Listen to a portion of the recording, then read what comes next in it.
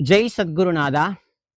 இந்த பிரபஞ்சத்துல, இந்த மாயாஜாலமான பிரபஞ்சத்துல நம்மளுடைய ஆதாரம் எது அப்படின்னு நான் அடியன் ஒருத்தரை கேட்டேன்னு வைங்களேன். அவர் சொன்னார், என்னுடைய அம்மா, என்னுடைய அப்பா, என்னுடைய சொந்தக்காரங்க, நான் சேர்த்து வச்ச பொருள், என்னுடைய வண்டி வாகனம், என்னுடைய ஆதார் கார்டு, என்னுடைய ஓட் ஐடி, என்னுடைய பாஸ்புக்கு, இது எல்லாமே என்னுடைய ஆதாரம் அப்படின்னு அவர் சொன்னார்.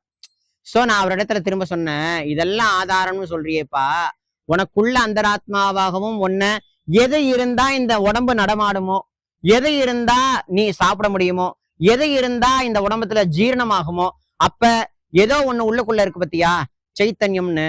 சோ அதுதான் உண்மையான ஒரு ஆதாரம். நீ உன்னுடைய ஆதாரத்தை நீ இன்னும் தெரிஞ்சுக்காமலேயே வேற எதையோ ஆதாரம்னு சொல்றியே. உண்மையாகவே நம்மளுடைய ஆதாரம் எது தெரியுமா? நம்மளுடைய ஆத்மஸ்வரூபம் தான்.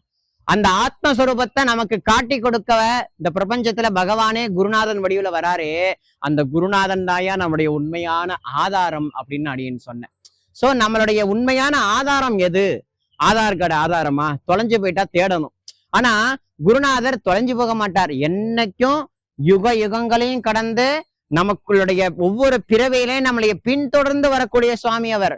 இந்த ஜென்மால நமக்கு குரு இவர் இந்த சொரூபத்துல இருக்காரா, அடுத்த ஜென்மா நம்ம எந்த சொரூபமா இருந்தாலும் அந்த சொரூபத்துக்குள்ளேயும் வந்து அவர் அனுகிரகம் பண்ணுவார். வேற அம்மா அப்பா வந்து அனுகிரகம் பண்ண முடியுமா?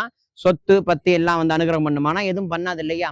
அப்ப நம்மளுடைய உண்மையான ஆதாரம் எது அப்படின்னா குருநாதருடைய அந்த திருவடி மட்டும்தான் அப்படின்றது சத்தியம். ஆகையினால சத்தியத்தை ஒத்தொத்தரம் உணரணும். இதுக்கப்புறம் நம்மளுடைய ஆதாரம் எது அப்படின்னு யாராவது கேட்டாங்கன்னா, குருநாதர் தான் நம்மளுடைய ஆதாரம், அவருடைய கருணை தான் நம்மளுடைய ஆதாரம்ங்கிறத எல்லாரும் சொல்லுங்க.